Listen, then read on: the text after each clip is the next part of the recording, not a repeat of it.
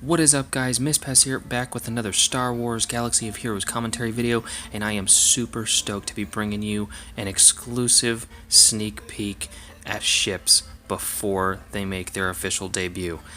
If you are watching this video after ships are already out, then I'm sure you've already experienced the wonder that is ships, but I'm going to try and include some pointers and tips and advice rather than just doing a playthrough of the tutorial. Obviously, a new inventory was added. Ships inventory, you can easily toggle between ships and characters via the actual ship's interfaces. There's a little button up on the top left corner of the interface where you can toggle between ships and characters, or, of course, as you see through the tutorial, you can toggle between a pilot and the ship and right back again very easily. They've made that transition very seamless. Now, after you get kicked out of the pilot and ship toggle screen interface tutorial, you'll get kicked right over to your events, and of course the first event is going to be your Admiral Ackbar training. Admiral Ackbar is going to be the first fleet commander that it gives you access to, and it opens up at level 25. The next tiers are level 27 and 31, which means that characters, or rather players, are going to have very early access to some of the ship interfaces, even though the ship's table, the ship's cantina, if you will, since it is pretty much its own little cantina over there, opens up at level 60. So up until level 60, players are going to have the opportunity to at least get some blueprints, unlock some new characters. Right there you saw you got enough character shards to unlock the Resistance pilot, which is actually a pretty useful character for lower level players, and actually be able to kind of get a taste for ships on a very small scale. And I think that it was a really good idea. Kind of get players involved, give some of the lower level characters an opportunity to actually really feel like they're getting prepared for that really huge part of the game that unlocks at level 60. Now you notice right there, this tier 3 of this event gives you 60 total shards, 20 of each of the fleet commander, and the blueprints necessary to unlock Home 1, which is Admiral Ackbar's capital command ship. The really nice thing about the reward structures of these events is that I think they did a very good job of balancing it for newer players and also for veteran players. Veteran players who already have many of these characters, or even if they have all three. I obviously don't have Mace Windu unlocked yet on my main account, but it is a good opportunity for all players to either A, get some character shards for characters that they don't have or may not have maxed, or it'll give them a pretty hefty, nice little sizable amount of currency for the shard shop. Now, after you finish that first event, you'll get drawn over to the hut. That hut that's been hiding over in the corner of our cantina since we started the game will call us over and challenge us to our very first space battle. Now, this... You guys are watching it for the first time. I've seen it a couple times, little highlights, and this is a very awesome new interface. They made it look very, very good. The animations, I think, are really, really awesome. They're really smooth, and just for fun, they actually animated the fleet commander's little windows over there. So watch Admiral Ackbar as I tap this ability. See, he animates when you use the abilities, and also when other things happen in the course of the battle. Whenever a ship is destroyed, your fleet commander or the opponent's fleet commander, depending on whose ship was destroyed, will actually emote, or actually have an animation.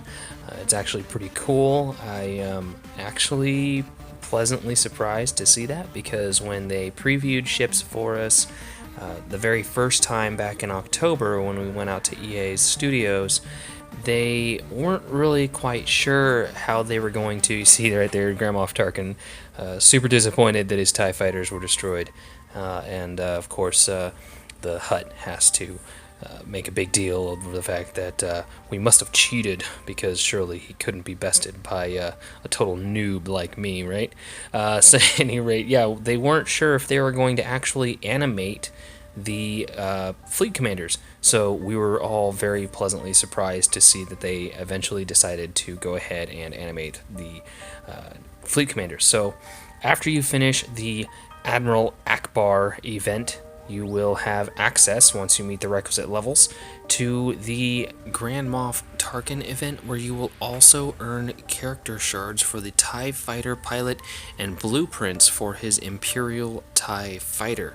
The really nice part of these rewards is that you will obviously be getting TIE Fighter pilot shards, which will probably help a few of you out there who are farming him right now get him just a little bit further down the road.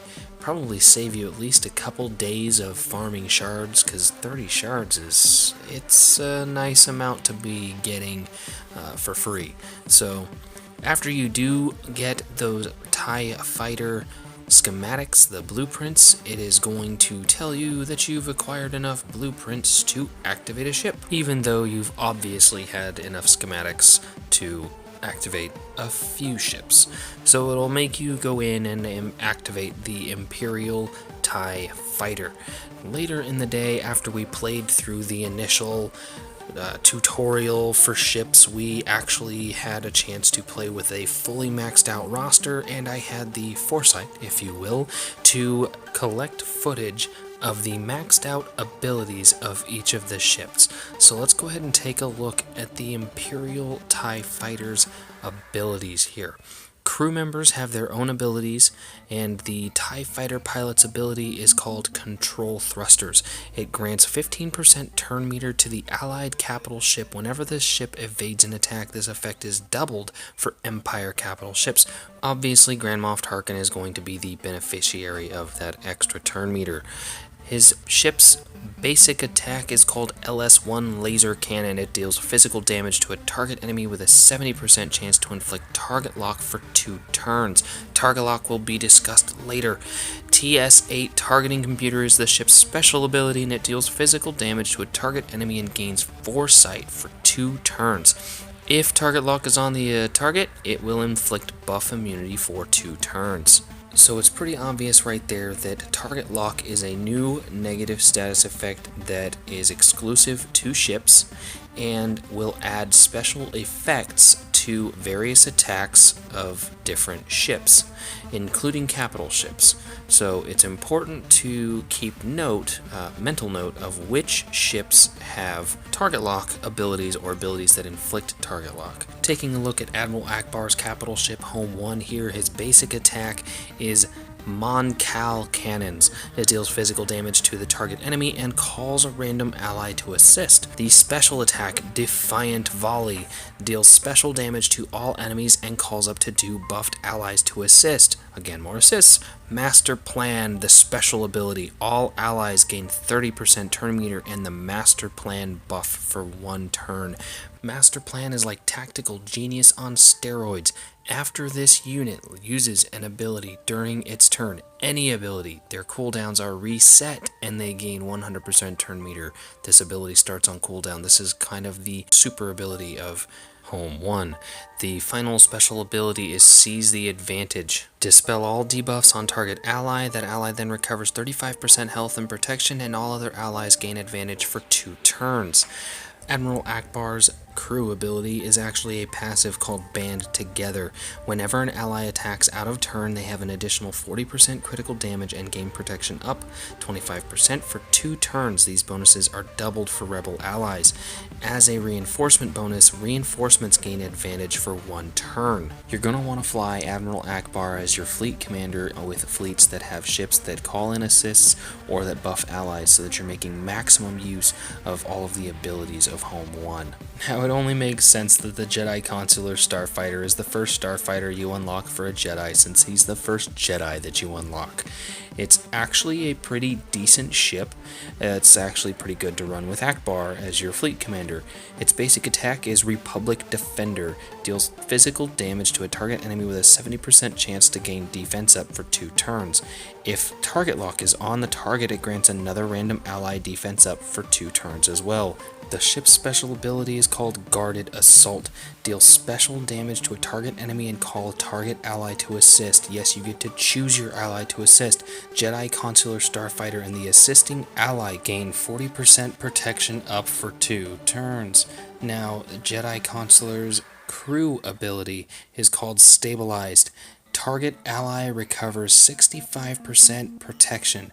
If that ally is Republic, they recover an additional 25% protection, making it 90%. This gives the Jedi Consular the unique ability to choose who he gives his bonuses to. The next of the first ships that you activate is the Resistance XWing, which is probably one of my favorite ships, just because the abilities are actually really awesome. I like the Resistance pilot. She's a really cool character, so it's awesome that her ship has some really unique abilities that kind of fit her character style. Her crew ability is called I'm On It. It deals physical damage to a target enemy and inflicts target lock for 2 turns, which is freaking awesome, with a 55% chance to also expose them for 2 turns, and it's only a 3-turn cooldown.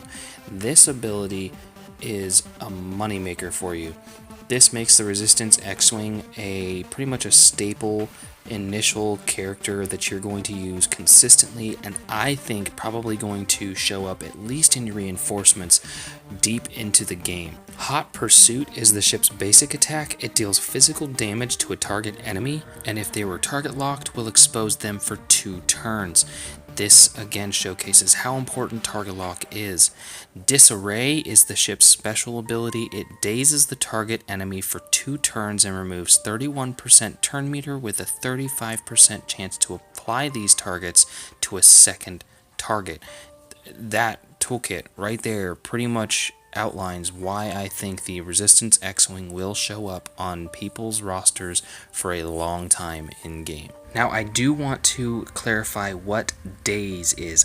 Daze is a new negative status effect that prevents the affected character from countering, gaining additional turn meter, and also assisting, which is going to be huge, especially if your opponent is running Admiral Ackbar. Daze could potentially cripple an Admiral Ackbar fleet. Now right there you just saw 60 shards, yeah, 60 shards of Grand Moff Tarkin from that 3rd tier of his event. Now this 4th tier of his event is almost like torture, I think, because new players will unlock this event tier at level 45, but they won't be able to access the ship's cantina until level 60. Oh my gosh, that's gonna be brutal. Executrix is Grand Moff Tarkin's capital ship.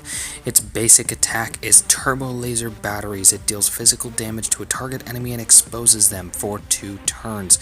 This is a single target attack. The first special ability is Heavy Ion Cannon. It deals physical damage to all enemies with a 55% chance to inflict ability block for 1 turn. This attack deals 35% more damage to debuffed enemies.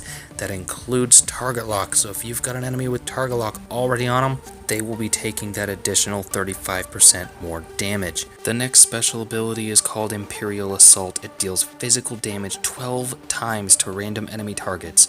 Target locked enemies are also stunned for 1 turn. This ability starts on cooldown, similar to the Home 1 ability. This ability will also start on cooldown. The last special ability of the Executrix is Executive Order. All allies gain 40% turn meter and offense up for 1 turn. Empire allies also gain potency up for 1 turn. This ability starts on cooldown. Same as Ackbar, Tarkin's crew ability is a passive.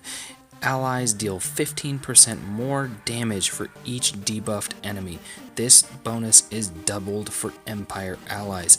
As a reinforcement bonus, reinforcements gain potency up for 1 turn. Now once you get into the 4th tier of this event, you are going to get your first taste of what the fleet selection screen looks like.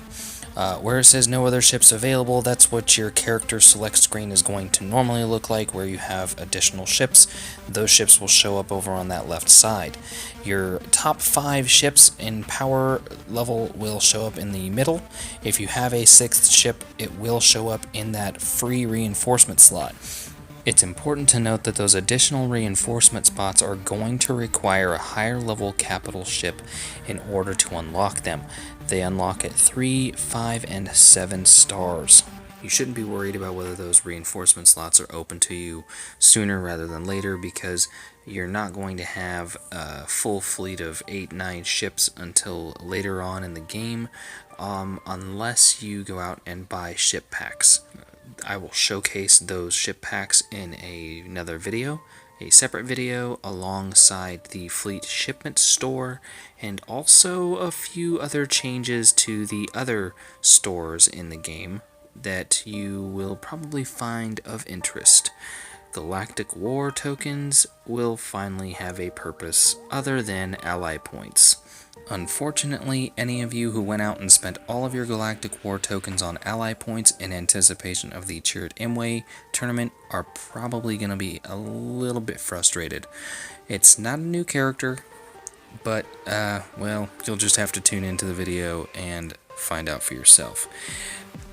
As always, guys, thanks for watching.